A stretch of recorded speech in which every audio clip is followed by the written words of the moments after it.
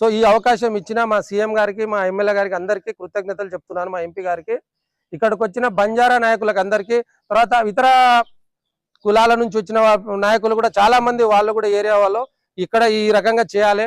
50% ఇక్కడ మాలాధారణ నాయకులే, బంజారా సంబంధించిన వాళ్ళు 50% మాలాధారణ స్టార్ట్ చేశారు. మా జయరాం మామ గారు ఫస్ట్ మాలాధారణ ఆయనే స్టార్ట్ చేసిండు ఇక్కడ 1992లో. సో ఆయన ద్వారా ఆయన చాలా మందికి ఏడు జరిపి లక్షల మంది మాలాధారణ వేస్తున్నారు డిసెంబర్లో.